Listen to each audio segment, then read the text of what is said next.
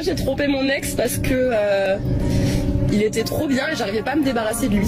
Vraiment, à chaque fois que je tombe sur cette vidéo, je ne peux m'empêcher en fait de réaliser à quel point c'est un comportement profondément stupide, mais par chance, ça s'explique. En gros, face au manque de piquant que confère une relation stable avec un gentil garçon, elles seront nombreuses dans cette tranche d'âge-là à vouloir en fait créer inutilement des problèmes et des tensions, parce qu'au moins de cette façon en fait, ça leur permettra de ressentir quelque chose. C'est bien de dire en quoi les relations avec les mecs toxiques, les bad boys ne sont pas intéressants, mais il faut surtout expliquer pourquoi les jeunes femmes se ruent en fait vers ces options-là. Elles sont simplement instables émotionnellement et ne sont pas prêtes en fait à assumer ce que signifie être avec un gentil garçon.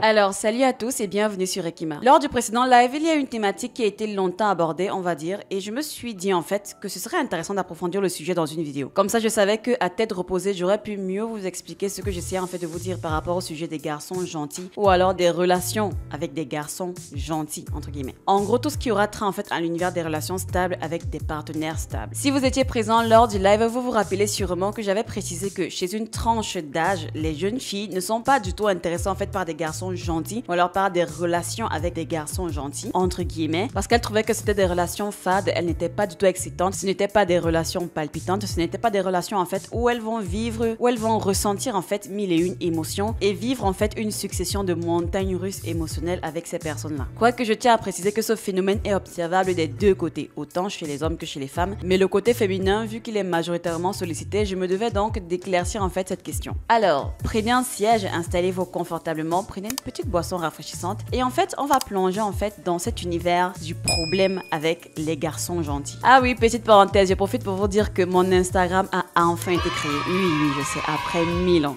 Mais bon, mieux vaut tard que jamais. Le lien en description, alors n'hésitez pas à aller faire un tour là-bas pour qu'on rigole un peu. Nous connaissons tous en quelque sorte cette vérité, mais très peu de gens la disent à haute voix. Mais une fois que nous l'exprimons à cœur ouvert, on comprend en grande partie pourquoi en fait si peu de gens ont de bonnes relations et pourquoi tant de jeunes dans la tranche de 18 à 25 ans, voire même un petit peu plus pour les plus instables, ne semblent apparemment pas du tout intéressés par des relations stables de nos jours, genre de réelles relations. La vérité sur les bonnes relations, c'est-à-dire des relations stables, c'est-à-dire des relations avec de bons garçons, de gentils garçons, est que ces bonnes relations sont ennuyeuses. Aussi simple que ça. Vraiment pas de suspense à faire. Les bonnes relations, les relations avec des gentils garçons sont ennuyeuses, elles ne sont pas excitantes. Ce sont des relations dépourvues de drama, elles n'ont généralement pas de conflits, rarement de disputes passionnées, ni d'arrangements complexes, ni de fortes émotions. Les bonnes relations sont calmes, elles sont cohérentes, elles sont fiables, elles se déroulent sans problème la plupart du temps et elles se déroulent en douceur et plus elles se déroulent en douceur, moins en fait on les remarque. Nous savons tous que dans les relations, la chose qui attire le plus d'attention, ce sont les problèmes. Ce qui est en grande partie la raison pour laquelle tant de personnes, donc tant de filles, les créent en fait dans leur relation. Ouais, elles seront là, tout ira bien. Mais parce que voilà, c'est un petit peu fade, c'est un petit peu monotone, morose, entre guillemets, hein, elles se diront autant mieux, je pimente en fait les choses en sémant un petit peu de grains de sel par-ci par-là. Sachez que la capacité d'une personne à avoir une bonne relation, à l'entretenir et à la conserver est directement proportionnelle à sa capacité à résister à l'ennui. Oui, vraiment, il faut apprendre à s'ennuyer pour pouvoir profiter des bonnes relations. Et je pense que c'est ce qu'on a visiblement oublié de dire aux jeunes femmes, aux jeunes personnes, aux jeunes gens, lorsqu'en fait elles décident de se mettre en couple. Les bonnes relations ne fonctionnent pas telles des séries novellas, telles des films d'action, où il y aura toujours des choses palpitantes qui vont se passer H24. Non. Cependant, il y a quelque chose d'épanouissant, de satisfaisant dans une bonne relation, mais il faut en fait de la maturité émotionnelle pour pouvoir la vivre. La maturité émotionnelle est ce qui transforme l'ennui en paix, en tranquillité, mais malheureusement la maturité émotionnelle est précisément ce qui manque à tant de personnes, en particulier aux jeunes, qui ne sont littéralement pas encore complètement développés. Sans cette maturité, l'ennui d'une bonne relation devient insupportable. C'est sans nouveauté, sans excitation,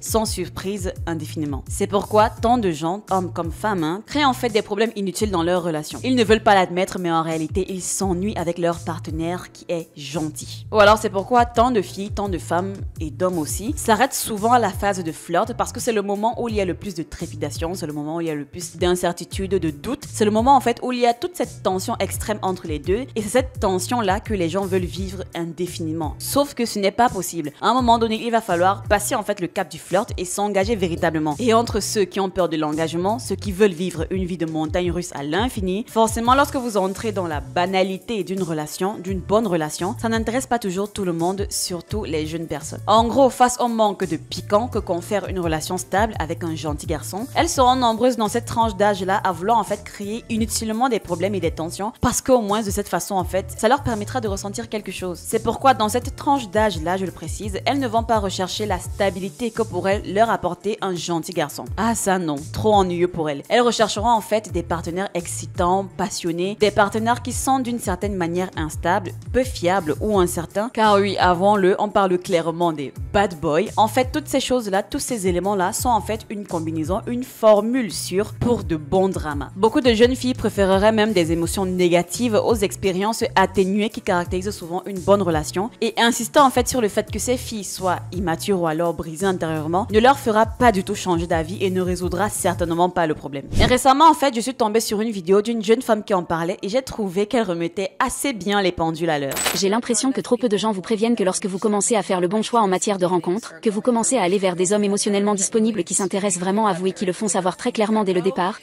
cela devient un peu plus ennuyeux. Les rendez-vous deviennent un peu plus ennuyeux parce qu'il n'y a plus de haut et de bas, comme lorsque vous étiez récompensé une seconde et que vous ne l'étiez plus l'instant d'après. En fait, vous obtenez un comportement prévisible et cohérent, et le cerveau n'est pas l'excité autrement.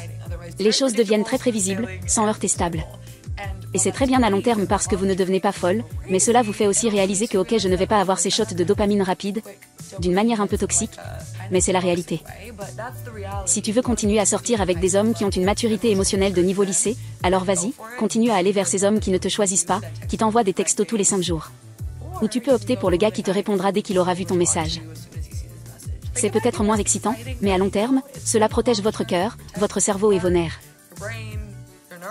Et elle a parfaitement raison. Ils sont nombreux en fait à confondre le chaos et la passion. Les hauts et les bas en fait d'une relation incertaine avec une personne incertaine, incohérente, peuvent être incroyablement enivrants comme des montagnes russes dont on ne peut tout simplement pas sortir. Mais soyons honnêtes, est-ce vraiment de l'excitation? Est-ce vraiment enivrant et excitant? Ou est-ce juste de l'anxiété déguisée en frisson? C'est pratiquement l'opposé. Lorsque vous commencez à gagner en maturité, que ce soit dans la vie ou dans vos relations, vous comprenez en fait qu'il y a deux choses essentielles dont vous avez absolument besoin, dont il est absolument nécessaire d'installer dans votre vie ou dans votre relation pour que tout aille pour le mieux, pour que en fait vous n'ayez plus à marcher sur la corde raide. Et ces deux choses-là sont la stabilité émotionnelle et la stabilité mentale. En fait, je vous assure que ces deux choses-là sont les premières que vous devriez absolument chercher dans une relation lorsqu'en fait vous commencez à devenir mature. Et si spécifiquement je m'adresse aux femmes, la stabilité émotionnelle en tant que femme, c'est une chose dont on a nécessairement besoin dans une relation. Parce que lorsque vous êtes dans une relation, il est très important de ne pas avoir tout le temps ces espèces de montagnes russes. Certes, dans les phases du flirt, quand on commence à se fréquenter, c'est un petit peu important, ces jeux de séduction et j'en passe, mais une fois à l'intérieur de la relation, ce dont vous avez absolument besoin, c'est une stabilité émotionnelle. Vous avez besoin de quelqu'un, donc en tant que femme, vous devez prioriser un homme qui ne va pas vous faire passer par moult et moult tumultes, juste en fait pour rendre vos relations spicy, mouvementées et autres. Non, c'est inutile, je vous arrête tout de suite. À un moment donné, la stabilité émotionnelle pour une femme est si importante parce que nous sommes des créatures émotionnelles. Et si on n'est pas stable émotionnellement avec l'homme avec lequel on est, forcément ça créera des problèmes, il y aura des instabilités, il y aura des incompréhensions, il y aura des désaccords et j'en passe. Chercher la stabilité émotionnelle vous permet en fait de vous reposer intérieurement en mode ok, je suis avec un mec, il m'aime, il est prêt à faire certains sacrifices pour moi, tout comme je suis disposée aussi à en faire certains pour lui. Nous avons eu un arrangement, nous avons conclu un arrangement à propos de ce que nous désirons chacun obtenir dans cette relation et on s'y tient. Je vous assure que vous ne souhaitez pas savoir ce que ça fait de vivre dans le doute, ce que ça fait de vivre dans l'incertitude dans une relation. Vraiment, ça mine. Ça mine émotionnellement et ça mine mentalement. Et c'est le deuxième point où je voulais en venir. La stabilité mentale. C'est un point, c'est-à-dire d'une importance capitale au même titre bien sûr que le premier. Quand vous êtes dans une relation où vous vous posez multiples questions, vous êtes tout le temps en train d'analyser des faits, en train de ruminer, tout le temps en train de chercher des explications outre que ce que vous voyez. Vous êtes tout le temps en train de réfléchir au sens second de certains gestes posés par votre partenaire. Vous n'êtes pas calme, vous n'êtes pas stable mentalement, vous êtes perturbé, vous êtes inquiet, vous vous rendez compte en fait que vous passez tout votre temps à cogiter, à analyser, à interpréter en mode vous avez un partenaire qui n'est pas clair avec vous, qui se joue les dangereux, qui se joue les bad boys parce que entre guillemets vous voulez des sensations fortes. N'empêche, ces sensations fortes ont un prix parce que quand un mec se la joue bad boy, il peut y arriver tellement de choses qu'il vous met tellement mal, il peut littéralement jouer avec vos sentiments et j'en passe. Donc le manque de stabilité mentale fera en sorte que vous ne profitez pas en fait de la relation parce que vous êtes tout le temps sur une corde sensible, sur une corde raide, vous marchez tout le temps sur des œufs, vous êtes tout le temps en train de faire des debunks, des des analyses, des débriefs, alors que normalement une relation est censée être zen mentalement et censée être dénuée de tout stress. Vraiment, si vous êtes avec un partenaire qui vous fait stresser juste parce que vous voulez vivre le frisson,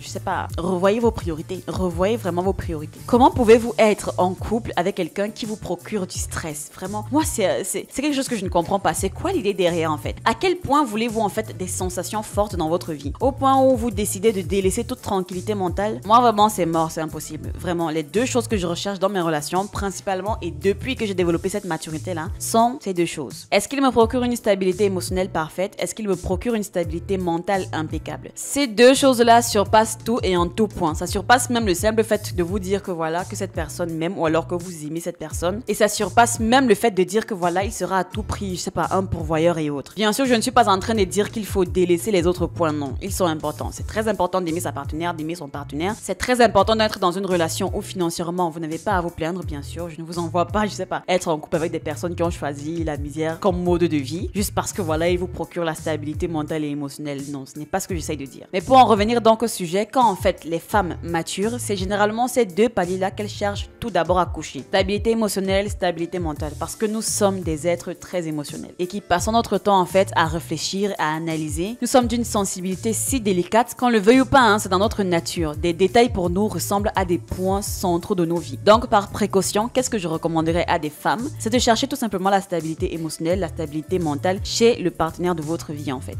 La stabilité ne vous donne pas nécessairement la même poussée d'adrénaline que vous connaissez dans des relations épicées, mais cela offre quelque chose de bien plus significatif. C'est la paix. Et vraiment la paix, mes amis, est loin d'être ennuyeuse. Et je pense que vous vous en rendrez compte de plus en plus à mesure que vous grandissez. La vérité est que la disponibilité émotionnelle que notre partenaire, nous en tant que femmes, nous apporte est un autre type en fait d'excitation qu'il faille valoriser. C'est en fait un sentiment magnifique que de se réveiller et de savoir exactement où vous en êtes avec quelqu'un. C'est recevoir un message non pas parce que vous avez dû attendre 5 jours pour que la personne vous manque ou pour décider s'ils ont fini de jouer à leur jeu de chaud ou froid avec vous, mais parce qu'en fait ils se soucient vraiment de vous. C'est ce frisson silencieux de se sentir valorisé, respecté et considéré, pas seulement pour des moments éphémères, mais constamment. Et ne sous-estimons pas en fait à quel point cela peut être transformateur pour votre bien-être mental et émotionnel. Et une autre chose qu'elle n'a pas mentionné dans la vidéo, mais je pense est également important de souligner, c'est de comprendre pourquoi en tant que femme, vous êtes attiré aux personnes en fait qui apportent constamment le chaos dans vos vies. Je pense que c'est crucial en fait de comprendre ça pour ainsi briser ces schémas toxiques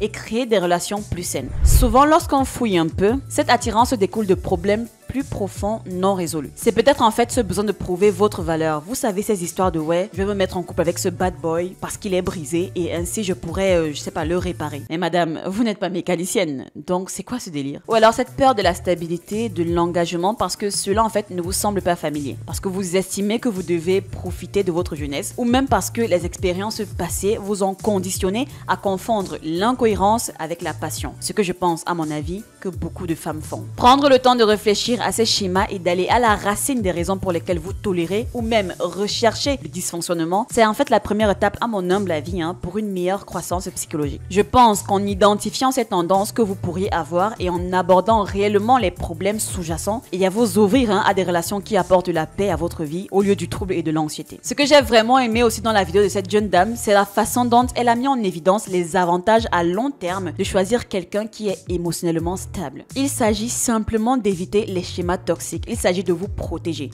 votre cœur, de protéger vos cerveaux, en fait de protéger vos nerfs. Les relations amoureuses ne devraient pas en fait être une source de confusion ou une source de chaos et de stress. Les relations devraient normalement être en fait des zones safe, la zone même la plus safe de votre vie. Et en choisissant la paix, la tranquillité aux perpétuelles montagnes russes, vous ne faites pas le choix d'abandonner l'excitation, non. Au contraire, vous vous offrez le cadeau de la clarté, de la confiance et du calme. C'est le meilleur cadeau d'entre tous. Malheureusement, je ne vois vraiment pas beaucoup de gens parler des réalités en fait d'une relation saine. Pourtant, il faut prévenir les gens. C'est bien de dire en quoi les relations avec les mecs toxiques, les bad boys ne sont pas intéressants, mais il faut surtout expliquer pourquoi les jeunes femmes se ruent en fait vers ces options-là. Elles sont simplement instables émotionnellement et ne sont pas prêtes en fait à assumer ce que signifie être avec un gentil garçon. Elles se disent probablement que ce n'est pas tout aussi glamour, tout aussi sexy que ces fameuses romances palpitantes, pleines de drama qu'on passe le temps à glorifier dans les films, sur les réseaux et bien évidemment dans ces livres de dark romance qui ont explosé ces dernières années. D'ailleurs, dites-moi en commentaire si ce phénomène de glorification des relations toxiques vous intéresse comme sujet à traiter. Une relation saine n'est pas remplie de drama ou alors de passion palpitante. Je pense plutôt qu'elle est construite sur une communication cohérente et un respect mutuel. Mais malheureusement, de nombreuses personnes ici recherchent l'excitation, la passion en confondant les turbulences émotionnelles avec l'amour, alors qu'en réalité ce chaos provient souvent de l'insécurité et de l'imprévisibilité. Cette poursuite constante des sommets d'adrénaline peut être trompeuse, vous laissant émotionnellement vidé et poursuivant en fait quelque chose de complètement insoutenable. En tant que jeune fille qui se retrouve dans une relation stable avec un gentil garçon, il va falloir intégrer que ce sera un long parcours plutôt calme, mais qui va vous apporter un sentiment de stabilité, de paix et de confiance qu'aucun frisson passager ne pourra jamais égaler. Bon, après, si la stabilité n'est pas votre tasse de thé, si ça ne vous intéresse pas, vous pouvez tout simplement passer votre route et ne pas faire perdre son temps à ce jeune homme de valeur. Je pense qu'une autre chose à considérer ici est que la stabilité n'est pas nécessairement l'absence de passion, parce que je vois mon discours pour être mal interprété. Donc je fais en fait ce petit disclaimer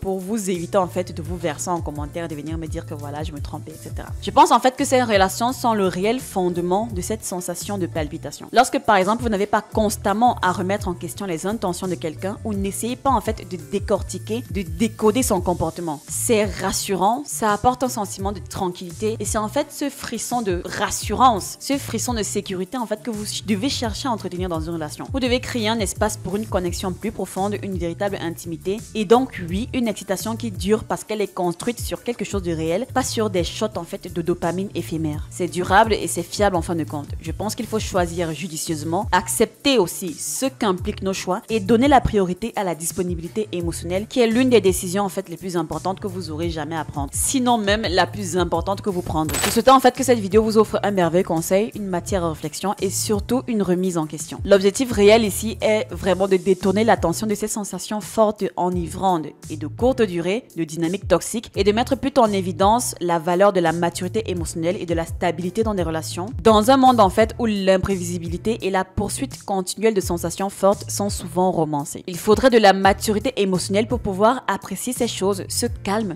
cette simplicité que signifie être dans une relation stable, que signifie en tant que femme être avec un gentil garçon. Et c'est précisément ce qui manque à certaines femmes pendant la majeure partie de leur jeunesse. Et bien sûr, ce que j'explique vaut autant pour les hommes que pour les femmes, parce que quand on est jeune, dans la tranche de 18 à 25, il n'est pas très courant, il n'est pas très commun de tomber sur des personnes de ces âges-là qui ont développé en fait une certaine maturité d'esprit. C'est très rare. C'est pour ça que vous verrez dans cette tranche d'âge-là, les filles, ce qu'elles feront, c'est que pour rendre la relation excitante, elles vont penser à créer des problèmes, penser à créer des drames, penser à créer en fait des situations problématiques et autres sur des détails, juste voilà pour chercher des sensations. Et du côté des hommes, vous verrez aussi que la plupart du temps, lorsque ce dernier va par exemple tromper sa copine, qui pourtant est une copine bien, vous allez leur demander en fait pourquoi tu l'as trompée et ils ne trouveront en fait aucune réelle raison. Parce qu'en gros, ils vont juste parfois vous dire que c'est parce que je m'ennuyais, parce que je la trouvais un petit peu ennuyante et que voilà, il y avait cette fille qui était plus folle, qui était plus fougueuse, etc. Oui, c'est vrai, aujourd'hui cette excuse vaut aussi pour les femmes, mais là vraiment, savoir qui trompe le plus n'est pas la question. Je ne tiens pas à mettre un chapeau accusatoire sur un des deux genres. Oui, c'est vrai, la vidéo est orientée vers la gente féminine, mais c'est normal, c'est parce que l'audience, elle est masculine. Dans tous les cas, à mon humble avis, la principale raison pour laquelle la plupart des relations ne durent pas, c'est parce que nous voulons en fait collectivement que cette relation soit trop de choses. On veut du drame, on veut de la passion, on veut du danger, on veut de la douceur, mais ce n'est pas possible. Tout à la fois comme ça, c'est pas possible. Fondamentalement, des institutions comme le mariage en fait sont des institutions très humbles et malheureusement, nous voulons accabler cette structure avec toutes les attentes et les désirs qu'elle n'a jamais été conçue pour supporter. Prioriser une vie à l'abri de tous ces schémas toxiques, accepter la tranquillité d'une relation stable que vous offre un gentil garçon, ce n'est pas ennuyeux, loin de là. C'est sublimement paisible, mais cela peut prendre du temps et de la maturité pour arriver à cette compréhension. N'hésitez pas à me dire ce que vous en pensez dans les commentaires, partagez-moi vos expériences par rapport à tout ça, j'ai hâte de vous lire. Sans oublier bien sûr le like, le partage, ça peut aider quelqu'un. Et oui, abonnez-vous si ce n'est pas déjà fait, c'est totalement gratuit et en plus ça m'aide énormément. Et aussi, comme je l'ai dit en début de vidéo, venez me suivre sur Instagram pour qu'on rigole un peu. Le lien est dans la description de la vidéo ci-dessous. On se dit donc à bientôt pour une prochaine vidéo. Ciao!